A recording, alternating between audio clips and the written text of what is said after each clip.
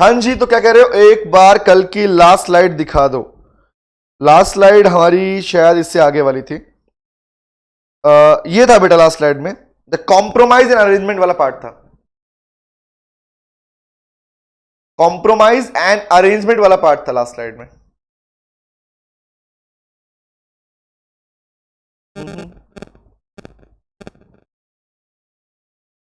चलें, स्टार्ट करें, आगे कंटिन्यू करें। ओके, चलिए आओ तो बेटा हेडिंग बनाओ। आज हम पढ़ने वाले हैं अपने इनकॉर्पोरेशन के बारे में। तो हेडिंग बनाइए, इनकॉर्पोरेशन ऑफ एलएलपी। लिखना चालू करते हैं। लिखो, हेडिंग लिखो, steps of incorporation of LLP.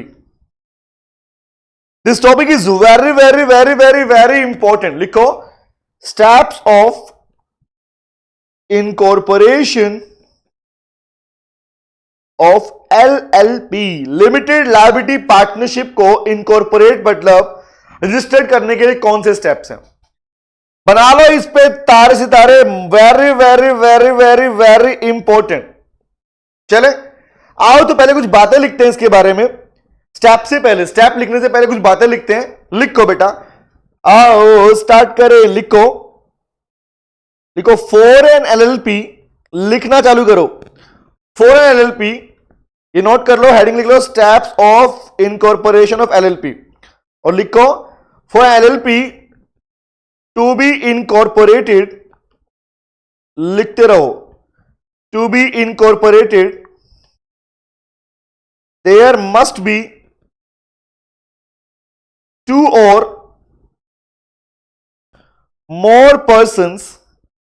लिखते रहो, एलपी बनाने के लिए, इनकॉर्पोरेट करने के लिए दो या दो से ज्यादा लोगों की रिक्वायरमेंट तो है, लेकिन कौन से लोग हैं। लिखो कौन से वाले।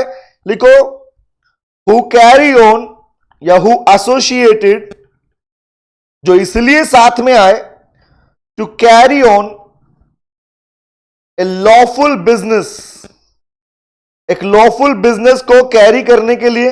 आगे लिखो, किस लिए पर्पज, बिजनेस कौन सा।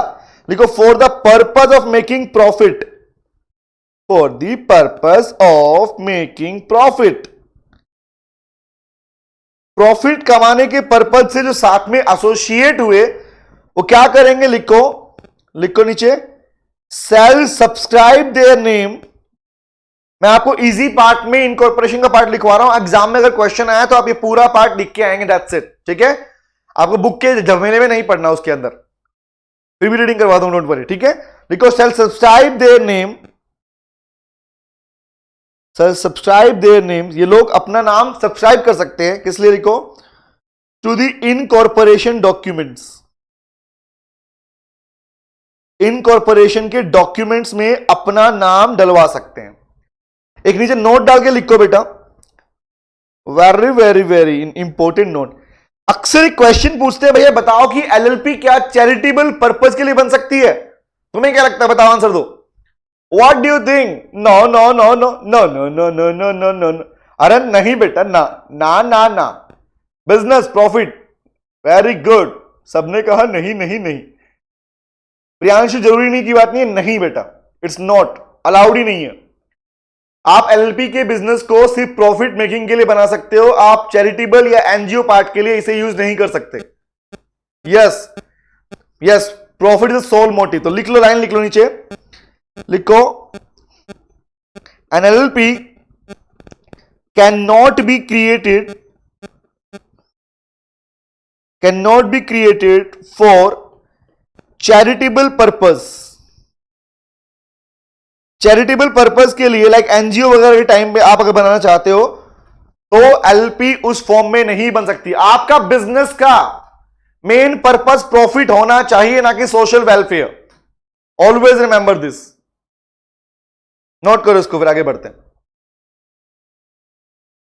लिखो, अभी पहले लिखेंगे, समझाऊंगा फिर आपको मैं।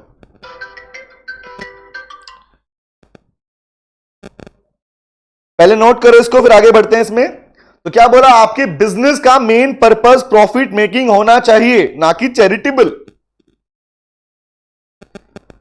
अभी पूरा पार्ट समझाऊंगा, डोंट वरी, आप लिखते रहो बेटा बस।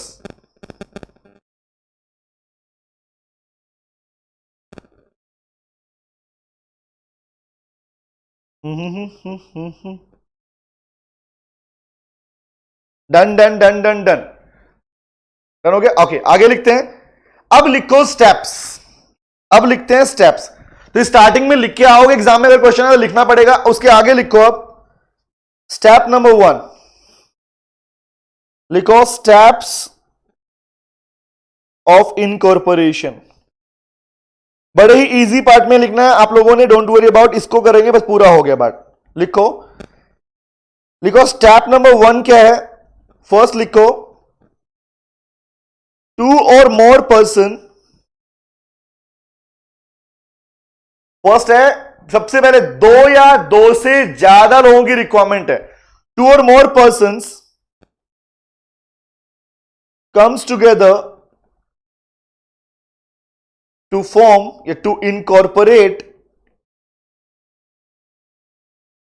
an LLP। सबसे पहले 2 या 2 से ज्यादा लोगों की रिक्वायरमेंट है, वो भी किस लिए, पर्पस क्या है, for a business of profit motive.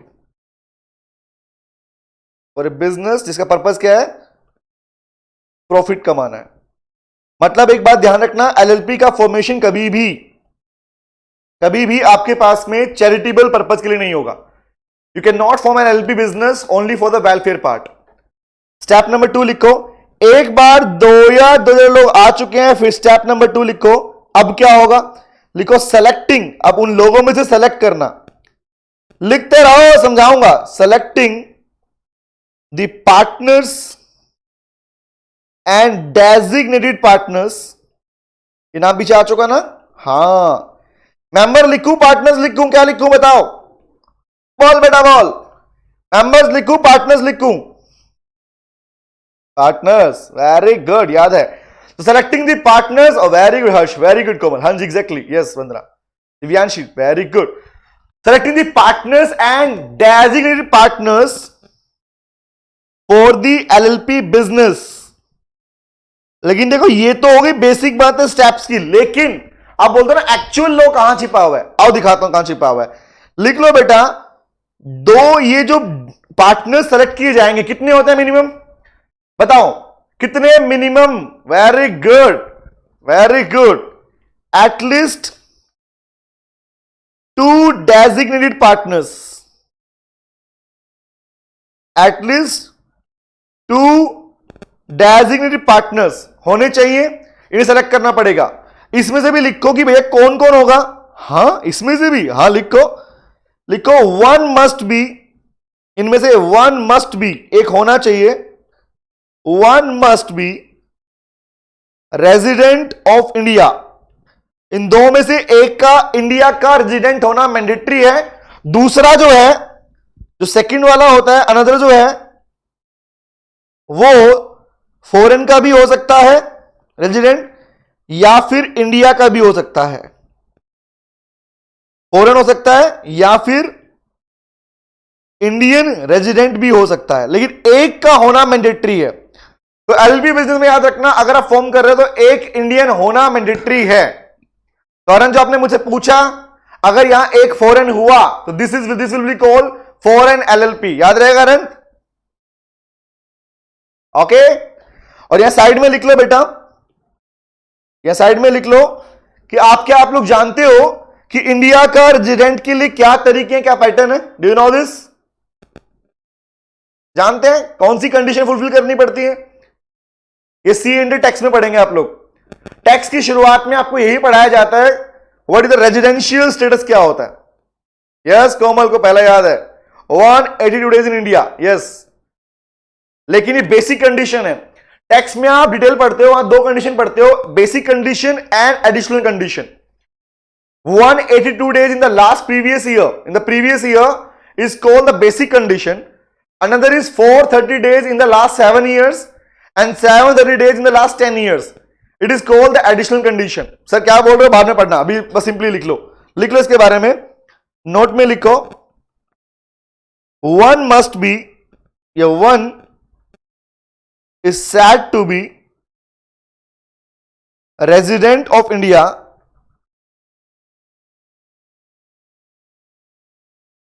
after completing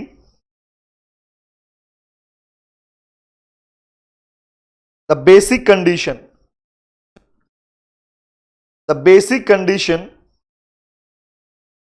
of residential status,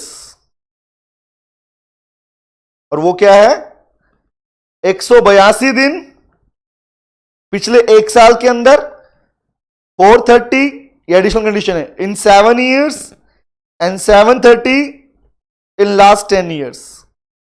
इसे नोट कर लो। हां, सिर्फ स्पेंड नहीं करना, खाली रहना नहीं है, इसके साथ साथ में उसे उसका इकोनॉमिक इंटरेस्ट भी उस टाइम पर इंडिया में होना चाहिए। इकोनॉमिक इंटरेस्ट का मतलब होता है भैया उसने यहीं पे खर्चा किया, यहीं पे कमाया। समझ में आया ध्यान से? इसको बोलते हैं इकोनॉमिक इंटरेस्ट। हुज इकोनॉमिक, इसको बोलते हैं whose economic interest lies in that country. एक बार लिखवाता हूं, देखो ध्यान से, नोट करना इसको। ऐसे लिखो, नोट में लिखो, a person is said to be the resident of India, लिखते रहो, if his or her economic interest, मतलब सेविंग, कंजम्पशन, इनकम कमाई यहीं पे किया उसने। दिखाता हूं बेटा, दिव्यांश एक बार दिखाता हूं। If his or her economic interest lies in the country and who stayed in India, पहली बात 182 days in the last previous year. Number two, ये कौन सी कंडीशन को बोलते हैं? बेसिक कंडीशन बेटा, दिस इज बेसिक कंडीशन। और आपको अप टू फाउंडेशन ये याद रखनी है, लेकिन इंटर में आके यहां पर एडिशनल कंडीशन भी आ जाएंगे आपके पास में। एडिशनल कंडीशन में 2 पढ़ते हो, that is 430 days and 730 days, ये इसमें आएगा। तो पहले बी वाला नोट कर लो, फिर वो नोट कर लेना। लो नोट करो।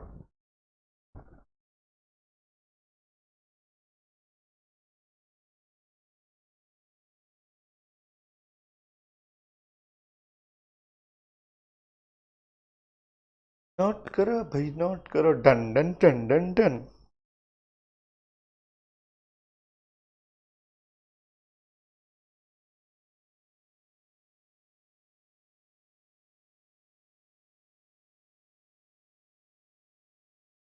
चले आगे, नोट करो। ये नोट हो गया स्टेप 1, स्टेप 2। ओके, अब लिखेंगे स्टेप 3। लिखें? ओके चलो लिखो स्टेप नंबर 3। देखो सीक्वेंस याद रखो, पहले 2 या 2 से ज्यादा लोग होना मैंडेटरी है। उसके बाद में उन लोगों में से पार्टनर्स और 2 डेजिग्नेटेड पार्टनर्स को चूज किया जाएगा। उसके बाद थर्ड लिखो बेटा, स्टेप नंबर 3 लिखो, अवेलिंग, अवेलिंग मतलब गेटिंग, लेना, या अप्लाइंग लिख दो। अवेलिंग अप्लाइंग फॉर दी, इसके लिए लिखो डेजिग्नेटेड पार्टनर्स आइडेंटिफिकेशन नंबर। याद करो, कल बताया था डी पिन, याद है? उनके लिए अप्लाई करना पड़ेगा, लेना पड़ेगा, getting D PIN. Very good, याद है हमें, D P I N, it is called D PIN. कहां से मिलता है, कहां अप्लाई करना पड़ेगा पता है? बोलो बोलो बोलो बोलो, कहां अप्लाई करना पड़ेगा? वेरी गुड अरन, कहां कंपनी क्या करती है? एग्जैक्ट, ना ना ना कोमल, कोमल बेटा ना, एनसीएलटी तो बेटा लॉ है, कोर्ट ऑफ लॉ है बेटा। Applying at MCA, yes exactly. लिखो, इसको हम थोड़ा पिंकी कर देते हैं, दे दे पिंकी कर, नहीं तो पिंकी मत दो, और कर देते हैं इसको। लिखो, नोट में लिखो, नीचे नोट में लिखो, नोट में लिखो, कहां पर लिखो, these partners can apply, should apply for D pin on, किस पे लिखो, www.mca.gov.in। इसी वेबसाइट पे जाके आप अपना डी पिन अप्लाई करते हैं, यहां जाके आप अपना डी पिन अप्लाई करते हैं बेटा। नोट करो इसको।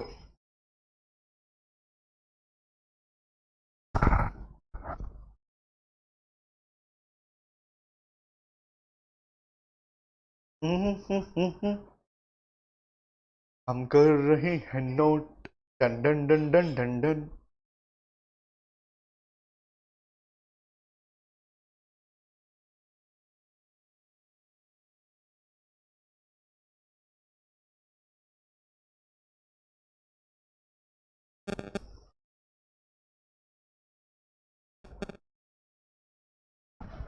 चले, सबका डन हो गया? ओके, आओ नेक्स्ट आओ बेटा, स्टेप नंबर 4 लिखो। अब सॉरी खत्म नहीं होगा, अरे होगा बेटा, होने वाला है, बस लिखो स्टेप नंबर 4 लिखो।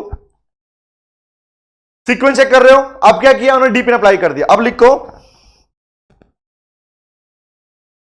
एटलीस्ट वन डेजिग्नेटेड पार्टनर, कम से कम एक पार्टनर के लिए, शुड अप्लाई फॉर, लिखो digital signature certificate, digital signature certificate, DSC, इसी को बोलते हैं डीएससी बेटे, DSC, digital signature certificate. Slide पीछे करो, मैं वही तो बोल रहा हूं, सबका नोट नहीं हुआ था।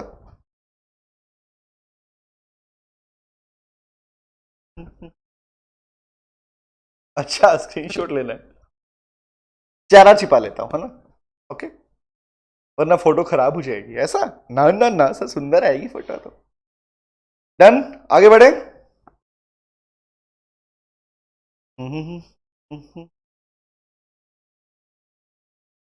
ओके, तो लिखो बेटा इसके अंदर, एक पार्टनर के लिए, कौन सा, आउट ऑफ 2, एक के लिए मैंडेटरी है डीएससी लेना बेटा। डीएससी के लिए क्या होता है, डिजिटल सिग्नेचर सर्टिफिकेट। बेसिकली बात सुनो ध्यान से, ये जो पार्टनर आपने कल सीखा था ना, ये पार्टनर जो बैंक वगैरह में अपना साइन चलाएंगे, इंफॉर्मेशन चलाएंगे, ये डीएससी होता क्या है? Any idea? Digital signature certificate होता क्या, डीएससी क्या होता है? Can you please tell me, any idea वो क्या होता है डिजिटल सिग्नेचर सर्टिफिकेट? आओ तो पढ़ते हैं इसके बारे में। लिखो बेटा इसके अंदर, what is the meaning of digital signature certificate? In short लिख लो, आओ हिंदी यूज करते हैं, चलो आओ लिखो बेटा, नोट करना इस पार्ट को। लिखो एक ऐसा डॉक्यूमेंट, एक ऐसा सर्टिफिकेट, कौन सा?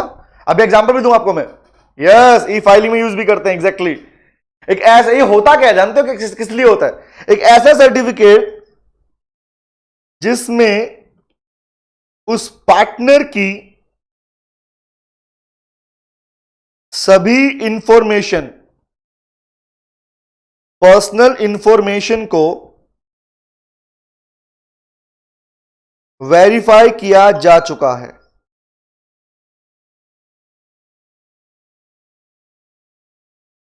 किया जा चुका है। क्या आप लोगों ने देखा है बेटा, आज के टाइम में जितने भी, अगर आपने प्ले स्टोर यूज करते हो, प्ले स्टोर, कि कभी प्ले स्टोर से कोई गेम डाउनलोड किया, गेम, कोई एप्लीकेशन देखा है? हाँ हाँ हाँ, देखा है देखा देखा है। या कोई ई कॉमर्स कंपनी देखी हो? मैक्सिमम कंपनीज या मैक्सिमम बिजनेस जो खुले हुए आज के टाइम, कंपनी नहीं बोलूंगा, मैक्सिमम बिजनेस जो खुले हुए आज के टाइम में, खासकर प्ले स्टोर पर मिलने वाले, वहां पर मैक्सिमम आपको या तो एलएलपी मिलेगा या एलएलसी मिलेगा। नोटिस किया आपने कभी?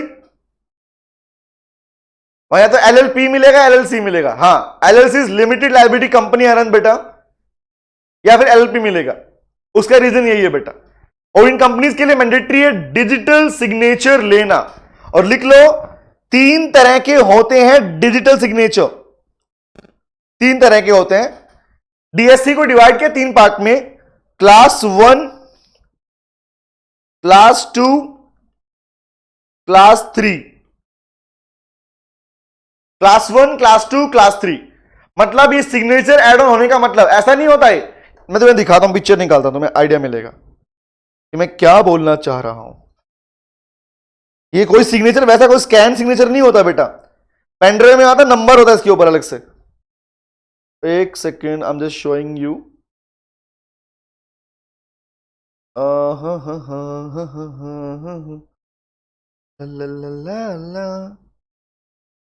Like this. जब आप अप्लाई करते हो आपको लगता है अरे सर सिग्नेचर हमारा साइन होगा, साइन नहीं होता ये, एक तरह कोड वर्ड नंबर होता है बेटा। जैसे आप पेनड्राइव लगाओगे, अपना पेन डेटा को कॉपी कर डालोगे, ऑटोमेटिकली आपकी पर्सनल इंफॉर्मेशन कॉपी कर लेता है। क्योंकि आप जब डीएससी अप्लाई करते हो, तो हर बार तो पॉसिबल नहीं है ना, हर बार इस पार्टनर के लिए पॉसिबल थोड़ी कि बार बार जाएगा और कभी आधार कार्ड पैन कार्ड लगा के आएगा। Answer is no. तो शुरुआत में डीएससी अप्लाई किया जाता है उसी वक्त पे, क्लास 3 लिखा है ना, क्लास 3, ये क्लास 3 वाला दिखाया आपको मैंने सर। तो उस वक्त पर ही क्या होता है, तभी वो सारे डॉक्यूमेंट सबमिट होते हैं, वेरीफाई हो चुके होते हैं। तो फायदा क्या मिलता है, जब आपको सबमिट करना होता है उसी के एंड के अंदर जैसे आप इसे एड ऑन करते हो, सबमिट करते हो, ऑटोमेटिकली आपकी सारी इंफॉर्मेशन वहां पे फाइनलाइज हो चुकी होती है। ये माना जाता है कि आपकी सभी इंफॉर्मेशन कॉपी वेरीफाई हो चुकी है, तो आपके ऊपर कोई क्वेश्चन मार्क, आपको किसी और डॉक्यूमेंट को सबमिट करना नहीं पड़ता। मतलब आपको ऑथेंटिकेशन के लिए हाँ सिंगल सर्टिफिकेट, एग्जैक्टली कोमल बेटा, इसकी हेल्प से आपको अपने बाकी डॉक्यूमेंटेशन सबमिट करने की रिक्वायरमेंट नहीं होती है। तो बिना बात की फॉर्मेलिटी से बच गए आप लोग। समझ में क्या बोल रहा हूं? तीन तरह के डीएससी होते हैं, क्लास 1, क्लास 2, क्लास 3। लिख लो इसके बारे में भी, थोड़ा हिंट दे देता हूं आइडिया, हालांकि पूरा नहीं पढ़ना आपको ये पार्ट, क्लास 1 वाला क्लास 2 वाला। लिखो टाइप्स ऑफ डीएससी में लिखो, लिखो क्लास 1 इजी टू अवेल है, आप लोग भी अप्लाई कर सकते हो। मतलब हालांकि मेनली खासकर जो ई कॉमर्स कंपनी होती है वो अप्लाई करती हैं। लिख लो फिर भी इसके ऊपर, देखो can be easily available and delivered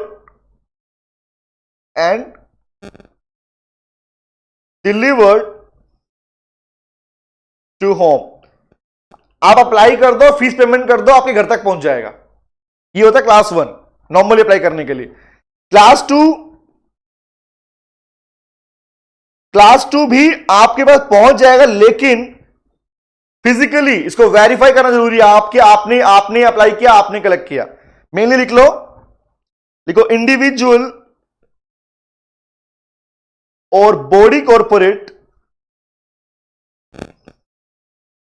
can apply for this class. कौन से लोग? लिखो who involve in e commerce business,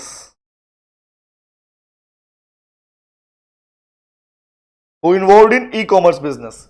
ये भी घर पहुंच जाता है, लेकिन क्लास 3 थोड़ा सा स्पेसिफिक है। क्लास 3 देखो, यहां तो पिक्चर आपको दिखाई, किसकी दिखाई मैंने? क्लास 3 की पिक्चर दिखाई आपको मैंने, यू कैन वॉच दिस। ये क्लास 3 की पिक्चर है। Remember e bidding, e auction, e procurement, e trending, e custom services वगैरह सब कुछ, इन सब के लिए अकेला काम कर देता है। इन सब काम के लिए बोलते हैं एडवांस, इजी, उससे ऊपर, और उससे ऊपर हाईएस्ट कौन है? आप क्लास 3। ठीक है, नोट करो ये क्या होता है, इसमें कुछ रिक्वायरमेंट्स है। लिखो individual and body corporate, companies वगैरह के लिए भी, involve in e commerce business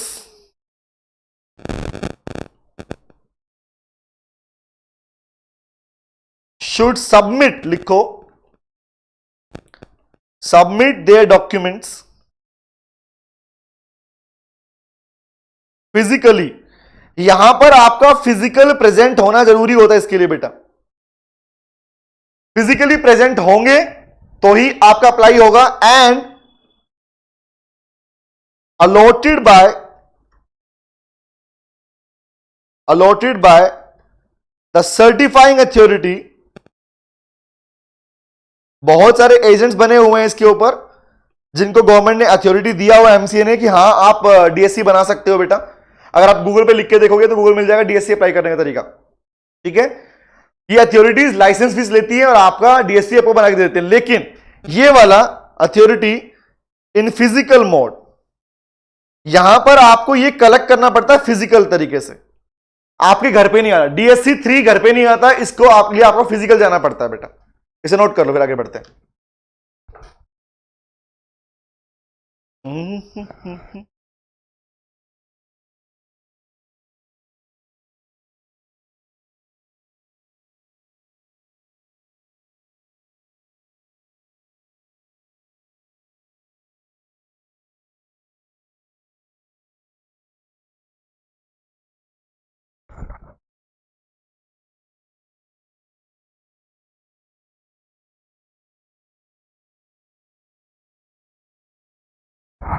done done done done done, आगे बढ़े। बता रहा हूं बेटा शिवानी, सर्टिफाइंग अथॉरिटी का मतलब है बेटा इंडिया के अंदर कुछ एजेंट्स हैं बेटा, ठीक है। दिखाऊं एग्जांपल के लिए, दिखाता हूं। इनको अथॉरिटी दी गई, एग्जांपल मतलब अगर आप अप्लाई करते हो कि भैया मेरे को एजेंट बनना है जो डीएससी अलॉट कर सके, रिमेंबर, तो बहुत सारे एजेंट्स हैं, गवर्नमेंट ने अपने काम को इजी बनाने के लिए कुछ एजेंट को लाइसेंस दिया हुआ है, समझते हो, लाइसेंस मिला हुआ है, वो जिनके पास लाइसेंस है वो आपके लिए डीएससी बना सकते हैं। Divyanshi class 2 class 3, Divyanshi mainly जो लोग करवाते हैं वो क्लास 2 करवाते हैं। अगर आपका काम थोड़ा सा हाई लेवल का है तो क्लास 3 की रिक्वायरमेंट होती है आपको, ठीक है। ओके, नेक्स्ट पे आओ। तो क्या लिखा, डीएससी अप्लाई करना पड़ेगा, स्टेप नंबर 4। नेक्स्ट पे आओ, लिखो class number 5, sorry step number 5, लिखते रहो फटाफट से। स्टेप नंबर 5 लिखो बेटा, लिखो। अब क्या करोगे, ये सारा काम रेडी कर लिया, अब जाके अप्लाई करोगे अपने नाम के लिए, तो लिखो चेकिंग द नेम, पहले चेक करो, checking the availability of name, availability of name for the proposed LLP. अब ये थोड़ी कि अपनी मर्जी से नाम रख लिया एलएलपी का, छुई मुई नाम रख लिया, है ना, बजरंगी भाईजान नाम रख लिया, ऐसा थोड़ी होता है। नो, यहां पर एलएलपी का नाम जब रख रहे हो आपको नाम चेक करना पड़ेगा, और नाम कहां मिलेगा, नीचे लिखो, लिखो फ्री फैसिलिटी, आप भी चेक कर सकते हो, free facility of checking the available name, available name is provided by ministry of corporate affairs. MCA ने इसके लिए फ्री पोर्टल बना के रखा है। हाँ, और क्या हंस रहे हैं बताओ बजरंगी भाईजान की बात पर, कहां पे मिलेगा, you can check on www.mca.gov, फिर से वही, यहां फिर से वही, यहां जाके आप अपने एलएलपी का नाम भी डाल के चेक कर सकते हो कि नाम अवेलेबल है या नहीं है। और अगर नाम मिल गया तो बताओ, मिल गया तो, मिल गया तो क्या, मिल गया तो लिखो स्टेप नंबर 6। अब भैया नाम मिल गया तो नाम को उठा लो, वरना नहीं मिलेगा बाद में। हाँ, तो लिखो, क्या लिखो, लिखो reservation, reserving the name, reserving the name. अब नाम को रिजर्व करेंगे आप लोग, क्या करेंगे, नाम को रिजर्व करेंगे, reserving the name by filing the E form number 1। जो मैं लिख रहा हूं ये प्रैक्टिकल ऐसा ही है बेटा, you can check that. MCA पे नामकरण हो जाएगा, नामकरण हो गया, नाम को फिक्स करवा लो बेटा। फिर you can reserve the name अपनी एलएलपी के लिए, reserving the name by filing the E form 1, और यहां पर नीचे लिखो बेटा, सिर्फ 1 मिनट रुकना, 1 सेकंड रुकना, सिर्फ 1 सेकंड, 1 सेकंड, 1 सेकंड। ये पूरा पर आप चेक भी कर सकते हो। एमसीए पोर्टल पे जाओगे ना तो वहां पे एलएलपी का फॉर्मेट दिखेगा अलग से, कंपनी एलएलपी, एलएलपी खोलोगे तो वहां पे ऑप्शन आता है checking the name, availability of name, reserving the name, पूरा लिखा आता है। तो दिखेगा वहां पे ई फॉर्म 1 भरो। अगर नाम को रिजर्व करना चाहते हो तो you have to fill the form e form 1। ठीक है, अब इसमें सुन लो कैसे होगा रिजर्व, लिखो ऐसे थोड़ी रिजर्व कर लेंगे, तुमने मन किया रिजर्व कर लिया, ना ना ना, लिखो लिखो, आपको पैसा पे करना पड़ेगा, लिखो bye paying A fee of ₹200 है, 200 रुपए, बस 200 रुपए पे करके आप वहां पर नेम रिजर्व कर सकते हो, किसके लिए, लिख लो, लिखो फॉर 3 months, 3 महीने के लिए, 200 रुपए के अंदर 3 महीने के लिए नाम रिजर्व हो जाएगा। अगर 3 महीने के बाद भी आपने आगे वाला प्रोसेस पूरा नहीं किया, ड्राफ्ट डॉक्यूमेंट ड्राफ्ट नहीं किया, एग्रीमेंट सबमिट नहीं किया, आगे अप्लाई नहीं किया, तो उस केस में भी नाम अवेलेबल नहीं रहेगा। लेकिन किंतु ये ई फॉर्म 1 वहां पे आपने पास में आप भरकर अपने नाम को रिजर्व कर सकते हो। रिजर्व करने के 2 तरीके हैं। इंडियन एलएलपी तो कितना मजेदार चीज है, इंडिया के अंदर अगर एलएलपी बना रहे हो तो वहां पर 200 रुपए 3 महीने के लिए, लेकिन यहां पे लिखो बट मतलब लेकिन, किंतु, परंतु, but for a foreign LLP, अगर एलएलपी फॉरेन की है तो वहां लिखो ए फी ऑफ ₹10,000 है, हां, ए फी ऑफ ₹10,000 शुड बी पेड, और नाम रिजर्व रहेगा 3 सालों के लिए। यह भी तो फायदा है, 3 सालों के लिए, नोट करो इसको।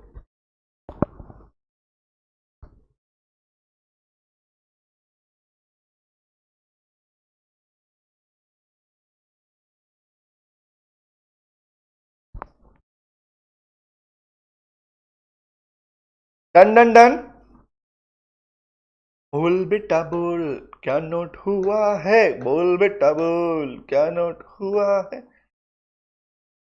हाँ, एक पार्टनर, वो भी पार्टनर कौन से वाला सर, फॉरेन में एक पार्टनर फॉरेन का होता है, वो भी कौन से वाला, out of 2 designated partners, simple वाला नहीं। ओके ओके ओके ओके, ठीक है। अब आप लिखो स्टेप नंबर 6। स्टेप नंबर 6 क्या होता है, बस अब सब कुछ तैयार करने की बारी आ गई, और अब बस अपना क्या करने वाले हैं, डीएससी अप्लाई कर लिया, डीपी ने अप्लाई कर लिया, हमने तो अपना नाम भी रिजर्व कर लिया, अब क्या करेंगे, हाँ एग्जैक्टली, वेरी गुड। स्टेप 6 लिखो, और लिखो स्टेप नंबर 6 के अंदर अब क्या करोगे, लिखो ड्राफ्टिंग, अब ड्राफ्ट बनाओगे, drafting the incorporation documents,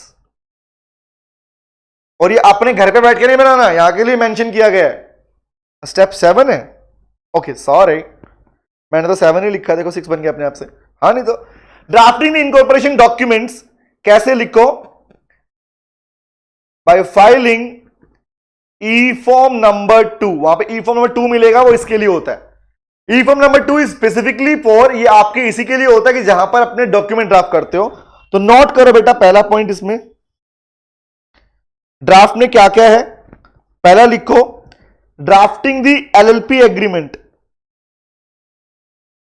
drafting the LLP agreement.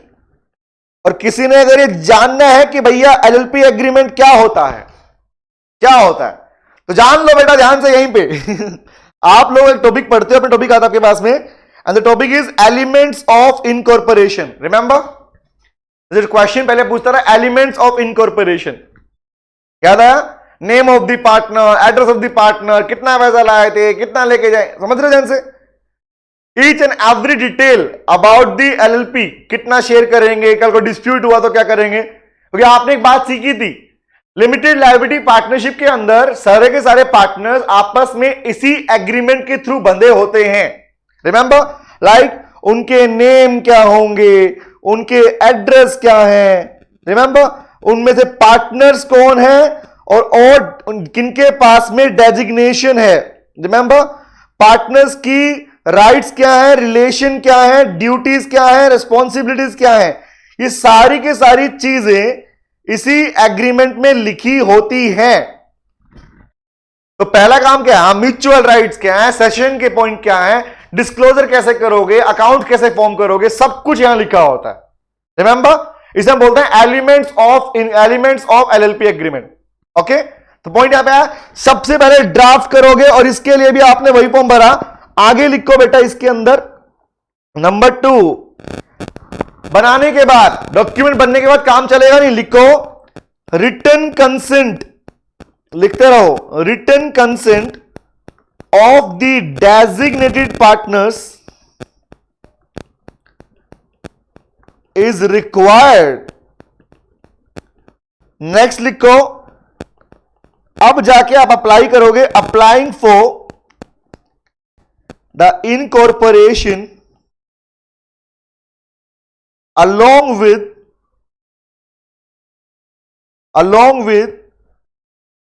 the nominal fee। लोग की बड़ी काम की बात है, कह रहा है नॉमिनल फी पे करनी है, नॉमिनल फी पे करनी है। ये नॉमिनल फी है एक्चुअली क्या, कह रहा है इनकॉर्पोरेशन में अप्लाई करोगे डॉक्यूमेंट ले जाकर, कैसे, नॉमिनल फी के साथ में, और ये नॉमिनल फी लिख लो कितनी होती है, लिखो it lies between ₹500 to ₹5,000। Sir ऐसा क्यों भैया, जितनी बड़ी एलएलपी, जितना बड़ा बिजनेस स्ट्रक्चर, उसके अकॉर्डिंग ये फीस चार्ज की जाती है। 4 पॉइंट होंगे किसमें, फर्स्ट में बेटा, किसमें बोल शिवानी, किस, नहीं बेटा ये मैंने एक्सेट्रा लिखा बेटा, शिवानी कैसी बातें कर रहा है शिवानी। ईटीसी का मतलब क्या, गाने वाला चैनल, गाने बजेंगे पंजाबी वाले उसके ऊपर, is it so? I can show you, listen to me. Book के पार्ट के अंदर बुक आप खोलोगे अपने पास में, अपनी बुक में मेंशन किया हुआ है, लिसन टू मी, देखो ध्यान से, नेम, रिमेंबर नेम का पता करना अपने पास में। अगर आप चेक करना चाहेंगे, आपके पास एलिमेंट्स भी हैं बेटा, you can check in your book also. Elements का मतलब है लिमिटेड लायबिलिटी, पार्टनर्स के बीच में क्या क्या चीजें डिसाइड की जाएंगी, कितना पैसा कब छोड़ पाओगे, किसके पास राइट है, वो सब इसमें लिखा होता है, ठीक है दिव्यांशी बेटा। इसके अंदर आप वहीं पे मिलता है एमसी पे, ये ई फॉर्म नंबर, एक बात देख या क्या लिखा है मैंने ऊपर, देखना, अभी तो समझाया भी नहीं उससे पहले। हाँ, इनकॉर्पोरेशन डॉक्यूमेंट, जहां पर आप अपने एग्रीमेंट को सबमिट करोगे, इंफॉर्मेशन सबमिट करोगे, ठीक है। अच्छा अच्छा अच्छा अच्छा अच्छा अच्छा, और इनकॉर्पोरेशन की फी के लिए अप्लाई करोगे। ना ना ना ना शिवानी, इसमें और भी पॉइंट है बेटा, तुम रीडिंग करना, नहीं तो मैं रीडिंग करवा दूंगा, डोंट वरी, ओके, नोट करो इसको।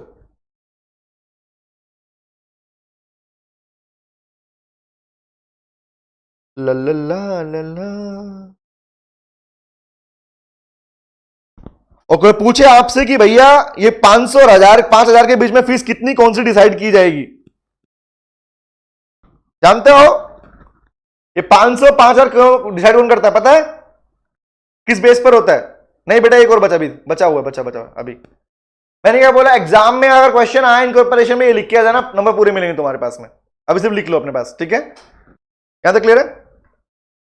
एलएलपी के बेसिस पर, नो लिखो, लिखवा दूं, लिखो ऑन द बेसिस ऑफ, लो भैया नोट बना के लिख लो, नोट में लिखो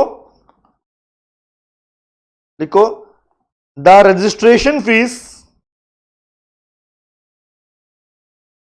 is dependent on the amount contributed into the LLP business। Partners ने कितना पैसा LLP में डाला, अमाउंट विल डिसाइड, हाँ साइज ऑफ LLP बोलते हैं exactly, not number of partner, but ना ना ना, कितना पैसा उन्होंने कंट्रीब्यूट किया, that will decide the fee. Automatic जैसे वहां डालोगे ना कि हमारी कंपनी में हमने 20 लाख रुपए लगाया, आपके सामने फीस निकल के जाएगी, भाई 1000 लगेगी, 1500 लगेगी, कितनी लगेगी, लगा देंगे आपको, दिखा देंगे।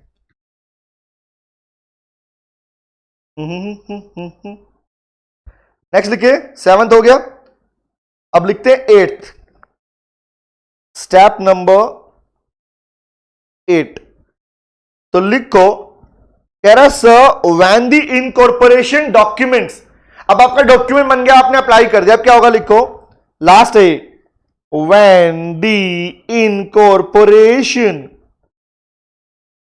Documents have been filed by, किसको देके आओगे डॉक्यूमेंट, पड़ोसी को, किसको देके आओगे, किसको डॉक्यूमेंट किसको देके आओगे ये वाले? बताओ बताओ बताओ, आई वॉन्ट टू नो, तुम्हें याद है या नहीं है? ये डॉक्यूमेंट किसे देके आओगे?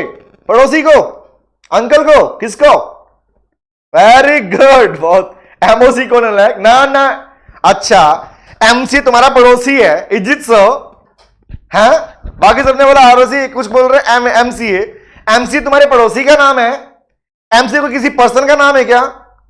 ओह अच्छा, तुम दिल्ली आओगे वहां से चल के, है ना, और यहां की मिनिस्ट्री में जाओगे, जाके बोलोगे लो हमारे डॉक्यूमेंट रखो, हमें तो एलपी बनानी, इज इट सो? वाह बेटे वाह, तुम बढ़िया, रॉयल फैमिली से बिलोंग करते सारे सारे नलायको। आरओसी है ना, किसको देते हैं? रजिस्ट्रार ऑफ कंपनी को। लिखो have been submitted to the, बताओ एमसी को तो चलता पहले समझ लिया तुम लोगों ने, to the ROC, registrar of company को सबमिट किए जाएंगे। और लिखो व्हेन एंड व्हेन, जब वो तुम्हारे डॉक्यूमेंट चेक करेगा, and when the ROC feel satisfied, उसे लगेगा अच्छा पैसा आ गया, सारे काम हो गए। देखो when the ROC feel satisfied, तब जाके वो तुम्हें अलाउ करेगा, और तब मिलेंगे तुम्हें क्या? आपको मिलेगी चिज्जी। चिज्जी में क्या? लिखो चिज्जी में पहला लिखो ही शेल, ही और शी सेल इश्यू, वो आपको इश्यू करेगा क्या? लिख बेटा लिख, इश्यू सर्टिफिकेट ऑफ इनकॉर्पोरेशन। जिस तरह कंपनी को इश्यू होता है ना, ऐसे इसको भी मिलता है, ध्यान रखना। एलएलपी को भी कंपनी की तरह सीओआई मिलता है, सर्टिफिकेट ऑफ इनकॉर्पोरेशन, कमेंसमेंट वाला पार्ट मिलता है। लिख लो कैसे? विद इन, कितने दिन में? With in 14 days of being, संतुष्ट होने के बाद में भाई 14 दिन के अंदर तुम्हें दे देगा वो। लिख लो within 14 days of being satisfied, कि देख भाई अगर तू संतुष्ट हो गया हमारे डॉक्यूमेंट से पैसा देखकर, तो अब तू हमें सर्टिफिकेट ऑफ इनकॉर्पोरेशन दे दे। बस खाली एक बार देगा ना बेटा ना, यहां दो चीजें मिलती हैं एलएलपी में, एक तो मिलता है ये, दूसरा लिखो वो आपको बाकी भी तो देगा, सीसीआईएन देगा नहीं? हाँ लिखो अलोंग विद, तो मैं क्या बोल रहा हूं, आपको सीओआई देगा कि बिजनेस चालू कर सकते हो। आगे लिखो अलोंग विद सीओआई, इसके साथ साथ वो आपको, लिखो the registrar of company will also allot, क्या देगा? लिखो LLPIN, याद आया कल लिखा था, आपकी LLP का अलग से नंबर भी होता है ना, क्या बोलते हैं? लिखो limited liability partnership, limited liability partnership identification number, और तब जाके तुम्हारी कंपनी का LP का होता है इनकॉर्पोरेशन। मुझे बताओ लिखते लिखते कितने बच्चों को क्लियर हुआ? लिखते लिखते कितने स्टूडेंट्स को ये समझ में आया? Any idea? I want to check. मेरे को आ गया, अरंत कह रहा है, जय को भी आ गया, वेरी गुड, काफी क्लियर हो गया। श्वेता, मतलब तुम टैलेंटेड बच्चे हो। हाँ, इसका मतलब यही हुआ सबको। मैं रौनक कह रही क्लियर हो गया, शिवांगी मेरे को, अरे वाह ऑलमोस्ट हो गया। वंदना, दिव्यांशी, कोमल, एक बार रीडिंग से हो जाएगा, वेरी गुड।